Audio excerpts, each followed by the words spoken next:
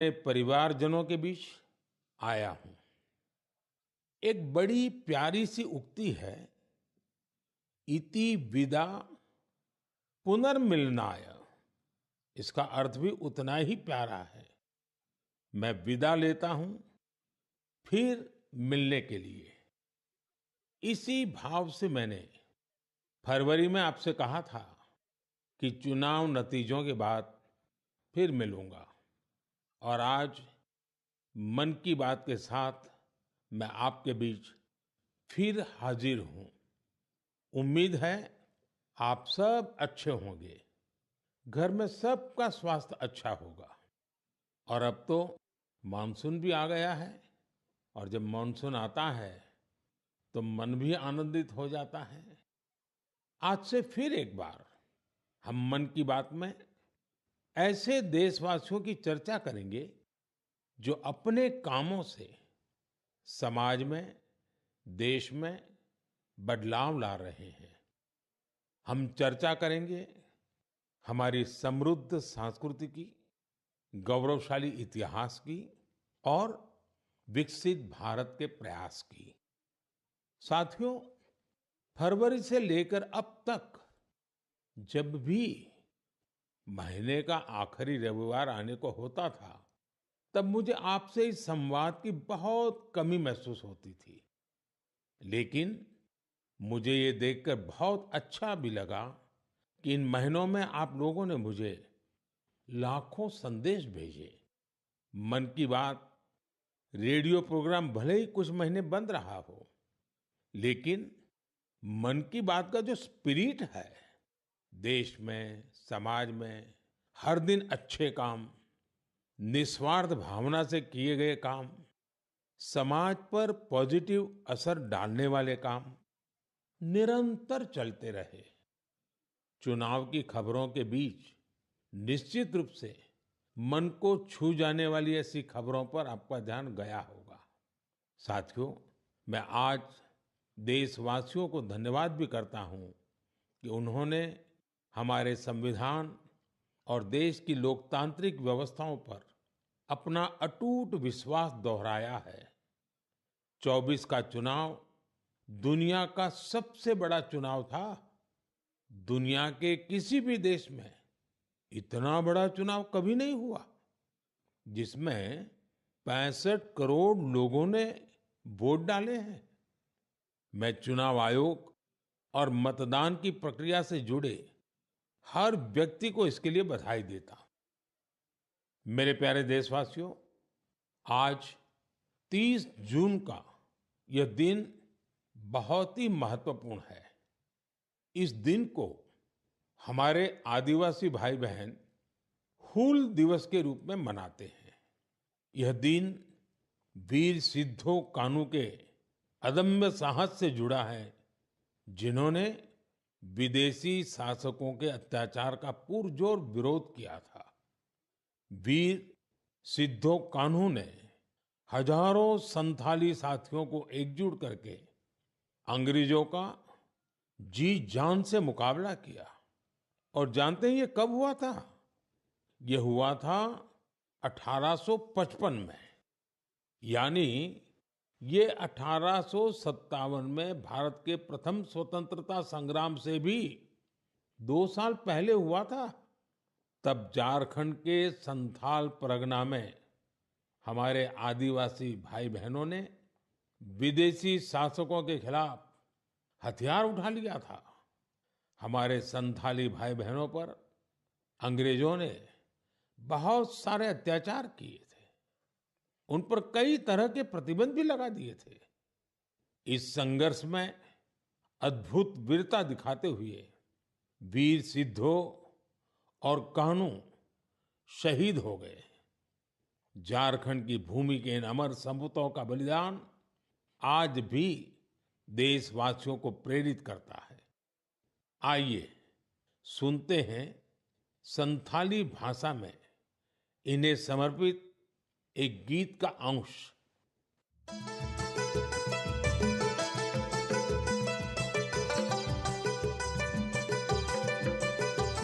सिदा कान्हू बोल बुया मनावे 29 जन जहाँ दिसम रिया मरंग हुंदो सांताल हुलका सांताल हुंदो आंदोड़ लेना इंग्रेज कानून भंगोड़ लेना जुमे बंजो एसपीटी एकेला गोयना जंगारे पैगान साड़ी कने झामजा उनको होले रे बुया होले होले। मेरे प्यारे साथियों, अगर मैं आपसे पूछूं कि दुनिया का सबसे अनमोल रिश्ता कौन सा होता है, तो आप जरूर कहेंगे माँ। हम सबके जीवन में माँ का दर्जा सबसे ऊंचा होता है। माँ हर दुख सहकर भी अपने बच्चे का पालन पोषण करती है। हर माँ अपने बच्चे पर हर स्नेह लुटाती है। जन्मदात्री माँ का ये प्यार हम सब पर एक कर्ज की तरह होता है, जिसे कोई चुका नहीं सकता। मैं सोच रहा था, हम माँ को कुछ दे तो सकते नहीं, लेकिन और कुछ कर सकते हैं क्या? इसी सोच में से इस वर्ष विश्व पर्यावरण दिवस पर एक विशेष अभियान शुरू किया गया है। इस अभियान का नाम है एक पेड़ माँ के नाम। मैंने भी एक पेड़ अपनी माँ के नाम लगाया है। मैंने सभी देशवासियों से, दुनिया के सभी देशों के लोगों से ये अपील की है कि अपनी माँ के साथ मिलकर या उनके नाम पर एक पेड़ जरूर लगाएं। और मुझे ये देखकर बहुत खुशी है कि माँ की स्मृति में या उनके सम्मान में पेड़ लगाने का अभियान तेजी से आगे बढ़ रहा है। लोग अपनी माँ के साथ या फिर उनकी फोटो के साथ पेड़ लगाने की तस्वीरों को सोशल मीडिया पर साझा कर रहे हैं। हर कोई अपनी माँ के लिए पेड़ लगा रहा है, चाहे वो अमीर हो या गरीब, चाहे वो कामकाजी महिला हो या गृहिणी। इस अभियान ने सबको माँ के प्रति अपना स्नेह जताने का समान अवसर दिया है। वो अपनी तस्वीरों को हैशटैग प्लांट फॉर मदर और हैशटैग एक पेड़ माँ के नाम, इसके साथ साझा करके दूसरों को प्रेरित कर रहे हैं। साथियों, इस अभियान का एक और लाभ होगा। धरती भी माँ के समान हमारा ख्याल रखती है। धरती माँ ही हम सबके जीवन का आधार है। इसलिए हमारा भी कर्तव्य है कि हम धरती माँ का भी ख्याल रखें। माँ के नाम पेड़ लगाने के अभियान से अपनी माँ का सम्मान तो होगा ही होगा, धरती माँ की भी रक्षा होगी। पिछले एक दशक में भारत में सबके प्रयास से वन क्षेत्र का अभूतपूर्व विस्तार हुआ है। अमृत महोत्सव के दौरान देश भर में 60,000 से ज्यादा अमृत सरोवर भी बनाए गए हैं। अब हमें ऐसे ही माँ के नाम पर पेड़ लगाने के अभियान को गति देनी है। मेरे प्यारे देशवासियों, देश के अलग अलग हिस्सों में मानसून तेजी से अपना रंग बिखेर रहा है और बारिश के इस मौसम में सबके घर में जिस चीज की खोज शुरू हो गई है वो है छाता। मन की बात में आज मैं आपको एक खास तरह के छातों के बारे में बताना चाहता हूं। ये छाते तैयार होते हैं हमारे केरला में। वैसे तो केरला की संस्कृति में छातों का विशेष महत्व है। छाते वहाँ कई परंपराओं और विधि विधान का अहम हिस्सा होते हैं। लेकिन मैं जिस छाते की बात कर रहा हूं वो है कार्थुम्बी छाते, और इन्हें तैयार किया जाता है केरला के अट्टापडी में ये रंग बिरंगे छाते बहुत शानदार होते हैं और खासियत ये कि इन छातों को केरला की हमारी आदिवासी बहनें तैयार करती हैं। आज देश भर में इन छातों की मांग बढ़ रही है। इनकी ऑनलाइन बिक्री भी हो रही है। इन छातों को वट्टालक्की सहकारी कृषि सोसाइटी की देखरेख में बनाया जाता है। इस सोसाइटी का नेतृत्व हमारी नारी शक्ति के पास है। महिलाओं के नेतृत्व में अट्टापडी के आदिवासी समुदाय ने एंटरप्रेन्योरशिप की अद्भुत मिसाल पेश की है। इस सोसाइटी ने एक बैम्बू हैंडीक्राफ्ट यूनिट की भी स्थापना की है। अब ये लोग एक रिटेल आउटलेट और एक पारंपरिक कैफे खोलने की भी तैयारी में है। इनका मकसद सिर्फ अपने छाते और अन्य उत्पाद बेचना ही नहीं है, बल्कि ये अपनी परंपरा, अपनी संस्कृति से भी दुनिया को परिचित करा रहे हैं। आज कार्थुम्बी छाते केरला के एक छोटे से गांव से लेकर मल्टीनेशनल कंपनियों तक का सफर पूरा कर रहे हैं। लोकल के लिए वोकल होने का इससे बेहतरीन उदाहरण और क्या होगा। मेरे प्यारे देशवासियों, अगले महीने इस समय तक पेरिस ओलंपिक शुरू हो चुके होंगे। मुझे विश्वास है कि आप सब भी ओलंपिक खेलों में भारतीय खिलाड़ियों का उत्साह बढ़ाने का इंतजार कर रहे होंगे। मैं भारतीय दल को ओलंपिक खेलों की बहुत बहुत शुभकामनाएं देता हूं। हम सबके मन में टोक्यो ओलंपिक की यादें अब भी ताजा हैं। टोक्यो में हमारे खिलाड़ियों के प्रदर्शन ने हर भारतीय का दिल जीत लिया था। टोक्यो ओलंपिक के बाद से ही हमारे एथलीट्स पेरिस ओलंपिक की तैयारियों में जी जान से जुटे हुए थे। सभी खिलाड़ियों को मिला दे तो इन सब ने करीब 900 इंटरनेशनल कंपटीशन में हिस्सा लिया है। ये काफी बड़ी संख्या है। साथियों, पेरिस ओलंपिक में आपको कुछ चीजें पहली बार देखने को मिलेगी। शूटिंग में हमारे खिलाड़ियों की प्रतिभा निखर कर सामने आ रही है। टेबल टेनिस में मेन और विमेन दोनों टीमें क्वालिफाई कर चुकी हैं। भारतीय शॉटगन टीम में हमारी शूटर बेटियां भी शामिल है। इस बार कुश्ती और घुड़सवारी में हमारे दल के खिलाड़ी उन कैटेगरीज में भी compete करेंगे जिनमें पहले वे कभी शामिल नहीं रहे। इससे आप ये अनुमान लगा सकते हैं कि इस बार हमें खेलों में अलग लेवल का रोमांच नजर आएगा। आपको ध्यान होगा, कुछ महीने पहले वर्ल्ड पारा एथलेटिक्स चैंपियनशिप में हमारी बेस्ट परफॉर्मेंस रही है।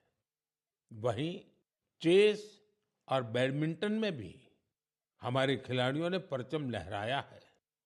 अब पूरा देश ये उम्मीद कर रहा है कि हमारे खिलाड़ी ओलंपिक्स में भी बेहतरीन प्रदर्शन करेंगे। इन खेलों में मेडल्स भी जीतेंगे और देशवासियों का दिल भी जीतेंगे। आने वाले दिनों में मुझे भारतीय दल से मुलाकात का अवसर भी मिलने वाला है। मैं आपकी तरफ से उनका उत्साहवर्धन करूंगा। और हाँ, इस बार हमारा हैशटैग चीयर फॉर भारत है। इस हैशटैग के जरिए हमें अपने खिलाड़ियों को चीयर करना है, उनका उत्साह बढ़ाते रहना है। तो मोमेंटम को बनाए रखिए। आपका ये मोमेंटम भारत का मैजिक दुनिया को दिखाने में मदद करेगा। मेरे प्यारे देशवासियों, मैं आप सभी के लिए एक छोटी सी ऑडियो क्लिप प्ले कर रहा हूं। रेडियो क्वेट FM 93.3 से हिंदी शो नमस्ते कुवैत।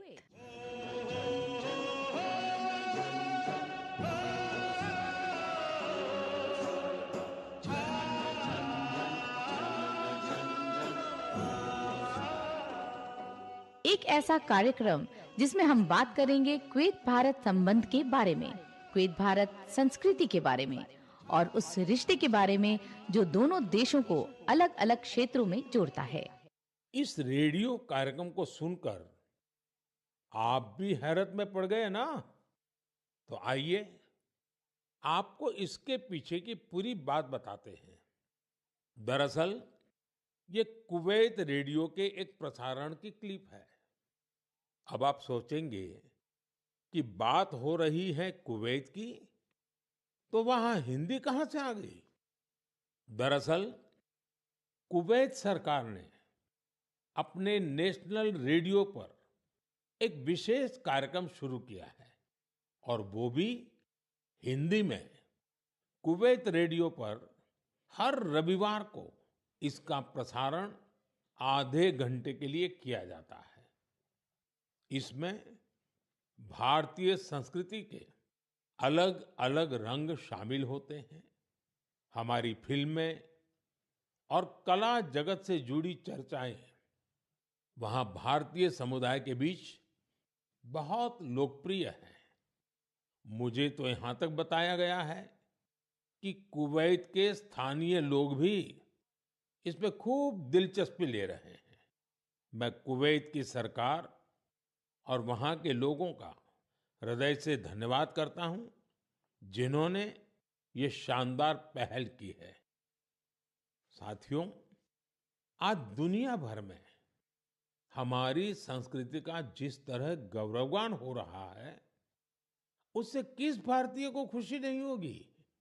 अब जैसे तुर्कमेनिस्तान में इस साल मई में वहां के राष्ट्रीय कवि की 300वीं जन्म जयंती मनाई गई। इस अवसर पर तुर्कमेनिस्तान के राष्ट्रपति ने दुनिया के 24 प्रसिद्ध कवियों की प्रतिमाओं का अनावरण किया। इनमें से एक प्रतिमा गुरुदेव रविंद्रनाथ टैगोर जी की भी है। ये गुरुदेव का सम्मान है, भारत का सम्मान है। इसी तरह जून के महीने में दो कैरेबियाई देश सूरीनाम और सेंट विंसेंट एंड द ग्रेनाडीज ने अपने इंडियन हेरिटेज को पूरे जोश और उत्साह के साथ सेलिब्रेट किया। सूरीनाम में हिंदुस्तानी समुदाय हर साल 5 जून को इंडियन अराइवल डे और प्रवासी दिन के रूप में मनाता है। यहाँ तो हिंदी के साथ ही भोजपुरी भी खूब बोली जाती है। सेंट विंसेंट एंड द ग्रेनाडीज में रहने वाले हमारे भारतीय मूल के भाई बहनों की संख्या भी करीब 6000 है। उन सबको अपनी विरासत पर बहुत गर्व है। 1 जून को इन सब ने इंडियन अराइवल डे को जिस धूमधाम से मनाया, उससे उनकी ये भावना साफ झलकती है। दुनिया भर में भारतीय विरासत और संस्कृति का जब ऐसा विस्तार दिखता है, तो हर भारतीय को गर्व होता है। साथियों, इस महीने पूरी दुनिया ने 10वें योग दिवस को भरपूर उत्साह और उमंग के साथ मनाया है। मैं भी जम्मू कश्मीर के श्रीनगर में आयोजित योग कार्यक्रम में शामिल हुआ था। कश्मीर में युवाओं के साथ-साथ बहनों बेटियों ने भी योग दिवस में बढ़ चढ़कर के हिस्सा लिया। जैसे-जैसे योग दिवस का आयोजन आगे बढ़ रहा है, नए-नए रिकॉर्ड्स बन रहे हैं। दुनिया भर में योग दिवस ने कई शानदार उपलब्धियां हासिल की हैं। सऊदी अरब में पहली बार एक महिला अल हनौफ साद जी ने कॉमन योगा प्रोटोकॉल को लीड किया। ये पहली बार है जब किसी सऊदी महिला ने किसी मेन योगा सेशन को इंस्ट्रक्ट किया हो। इजिप्ट में इस बार योग दिवस पर एक फोटो कंपटीशन का आयोजन किया गया। नील नदी के किनारे, रेड सी के बीचेस पर और पिरामिडों के सामने योग करते लाखों लोगों की तस्वीरें बहुत लोकप्रिय हुई। अपने मार्बल बुद्धा स्टैचू के लिए प्रसिद्ध म्यांमार का मारा विजया पैगोडा कॉम्प्लेक्स दुनिया में मशहूर है। यहाँ भी 21 जून को शानदार योगा सेशन का आयोजन हुआ। बहरीन में दिव्यांग बच्चों के लिए एक स्पेशल कैंप का आयोजन किया गया। श्रीलंका में यूनेस्को हेरिटेज साइट के लिए मशहूर गोल्फ फोर्ट में एक यादगार योगा सेशन हुआ। अमेरिका के न्यूयॉर्क में ऑब्जर्वेशन डेक पर भी लोगों ने योग किया। मार्शल आइलैंड पर भी पहली बार बड़े स्तर पर हुए योग के कार्यक्रम में यहाँ के राष्ट्रपति जी ने भी हिस्सा लिया। भूटान के थिम्पू में भी एक बड़ा योग दिवस का कार्यक्रम हुआ, जिसमें मेरे मित्र प्रधानमंत्री टोबगे भी शामिल हुए। यानी दुनिया के कोने-कोने में योग करते लोगों के विहंगम दृश्य हम सब ने देखे। मैं योग दिवस में हिस्सा लेने वाले सभी साथियों का हृदय से आभार व्यक्त करता हूं। मेरा आपसे एक पुराना आग्रह भी रहा है। हमें योग को केवल एक दिन का अभ्यास नहीं बनाना है। आप नियमित रूप से योग करें। इससे आप अपने जीवन में सकारात्मक बदलावों को जरूर महसूस करेंगे। साथियों, भारत के कितने ही प्रोडक्ट्स हैं जिनकी दुनिया भर में बहुत डिमांड है, और जब हम भारत के किसी लोकल प्रोडक्ट को ग्लोबल होते देखते हैं तो गर्व से भर जाना स्वाभाविक है। ऐसा ही एक प्रोडक्ट है अराकू कॉफी। अराकू कॉफी आंध्र प्रदेश के अल्लूरी सीताराम राजू जिले में बड़ी मात्रा में पैदा होती है। ये अपने रिच फ्लेवर और अरोमा के लिए जानी जाती है। अराकू कॉफी की खेती से करीब 1.5 लाख आदिवासी परिवार जुड़े हुए हैं। अराकू कॉफी को नई ऊंचाई देने में गिरिजन कोऑपरेटिव की बहुत बड़ी भूमिका रही है। इसने यहाँ के किसान भाई बहनों को एक साथ लाने का काम किया और उन्हें अराकू कॉफी की खेती के लिए प्रोत्साहन दिया। इससे इन किसानों की कमाई भी बहुत बढ़ गई है। इसका बहुत लाभ कोंडा डोरा आदिवासी समुदाय को भी मिला है। कमाई के साथ साथ उन्हें सम्मान का जीवन भी मिल रहा है। मुझे याद है, एक बार विशाखापत्तनम में आंध्र प्रदेश के मुख्यमंत्री चंद्रबाबू नायडू गारू के साथ मुझे इस कॉफी का स्वाद लेने का मौका मिला था। इसके टेस्ट की तो पूछिए ही मत, कमाल की होती है ये कॉफी। अराकू कॉफी को कई ग्लोबल अवार्ड्स मिले हैं। दिल्ली में हुई G20 समिट में भी कॉफी छाई हुई थी। आपको जब भी अवसर मिले, आप भी अराकू कॉफी का आनंद जरूर लें। साथियों, लोकल प्रोडक्ट को ग्लोबल बनाने में हमारे जम्मू कश्मीर के लोग भी पीछे नहीं हैं। पिछले महीने जम्मू कश्मीर ने जो कर दिखाया है, वो देश भर के लोगों के लिए भी एक मिसाल है। यहाँ के पुलवामा से स्नो पीज की पहली खेप लंदन भेजी गई। कुछ लोगों को ये आइडिया सूझा कि कश्मीर में उगने वाली एक्सोटिक वेजिटेबल्स को क्यों न दुनिया के नक्शे पर लाया जाए। बस फिर क्या था, चकुरा गांव के अब्दुल राशिद मीर जी इसके लिए सबसे पहले आगे आए। उन्होंने गांव के अन्य किसानों की जमीन को एक साथ मिलाकर स्नो पीज उगाने का काम शुरू किया और देखते ही देखते स्नो पीज कश्मीर से लंदन तक पहुंचने लगी। इस सफलता ने जम्मू कश्मीर के लोगों की समृद्धि के लिए नए द्वार खोले हैं। हमारे देश में ऐसे यूनिक प्रोडक्ट्स की कमी नहीं है। आप ऐसे प्रोडक्ट्स को #myproductmypride के साथ जरूर शेयर करें। मैं इस विषय पर आने वाले मन की बात में भी चर्चा करूंगा।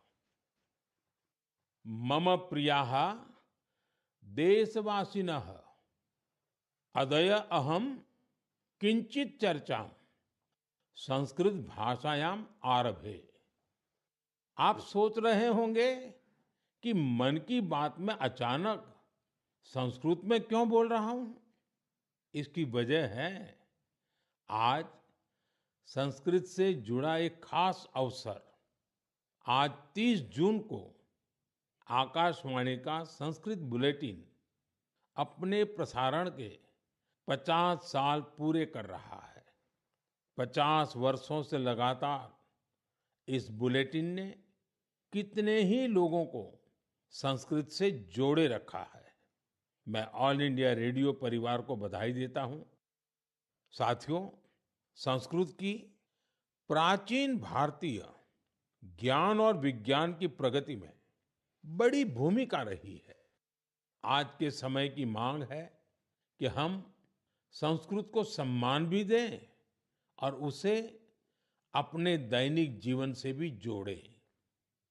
आजकल ऐसा ही एक प्रयास बेंगलुरु में कई और लोग कर रहे हैं। बेंगलुरु में एक पार्क है, कब्बन पार्क। इस पार्क में यहाँ के लोगों ने एक नई परंपरा शुरू की है। यहाँ हफ्ते में एक दिन हर रविवार बच्चे, युवा और बुजुर्ग आपस में संस्कृत में बात करते हैं। इतना ही नहीं, यहाँ वाद विवाद के कई सेशन भी संस्कृत में ही आयोजित किए जाते हैं। इनकी इस पहल का नाम है संस्कृत वीकेंड। इसकी शुरुआत एक वेबसाइट के जरिए समष्टि गुब्बी जी ने की है। कुछ दिनों पहले ही शुरू हुआ ये प्रयास बेंगलुरु वासियों के बीच देखते ही देखते काफी लोकप्रिय हो गया है। अगर हम सब इस तरह के प्रयास से जुड़े तो हमें विश्व की इतनी प्राचीन और वैज्ञानिक भाषा से बहुत कुछ सीखने को मिलेगा। मेरे प्यारे देशवासियों, मन की बात के इस एपिसोड में आपसे जुड़ना बहुत अच्छा रहा। अब ये सिलसिला फिर पहले की तरह चलता रहेगा। अब से एक सप्ताह बाद पवित्र रथ यात्रा की शुरुआत होने जा रही है। मेरी कामना है कि महाप्रभु जगन्नाथ की कृपा सभी देशवासियों पर सदैव बनी रहे। अमरनाथ यात्रा भी शुरू हो चुकी है और अगले कुछ दिनों में पंढरपुर वारी भी शुरू होने वाली है। मैं इन यात्राओं में शामिल होने वाले सभी श्रद्धालुओं को शुभकामनाएं देता हूं। आगे कच्छी नववर्ष, आषाढ़ी बीज का त्योहार भी है। इन सभी पर्व त्योहारों के लिए भी आप सभी को ढेर सारी शुभकामनाएं। मुझे विश्वास है कि पॉजिटिविटी से जुड़े जन भागीदारी के ऐसे प्रयासों को आप मेरे साथ अवश्य शेयर करते रहें।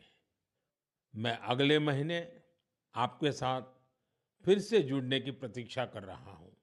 तब तक आप अपना भी, अपने परिवार का ध्यान रखिए। बहुत बहुत धन्यवाद।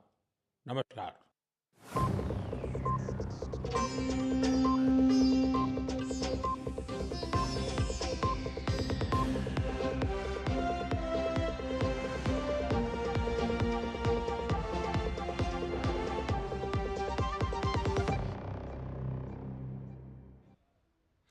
नमस्कार, स्वागत है आप सभी का। मैं हूं निखिल सिंह और आप देख रहे थे रेडियो का मासिक कार्यक्रम मन की बात, प्रधानमंत्री के मन की बात, जिसका एक बार फिर से इसकी शुरुआत हुई है। 111वीं कड़ी आपने देखी और फरवरी में प्रधानमंत्री ने जब मन की बात कही थी तो कहा था कि इसका सिलसिला एक बार फिर से शुरू होगा और उस सिलसिले की शुरुआत एक बार फिर से प्रधानमंत्री ने की है। और ये फिर उसी जो प्रधानमंत्री का नपा तुला और सधा हुआ अंदाज रहता है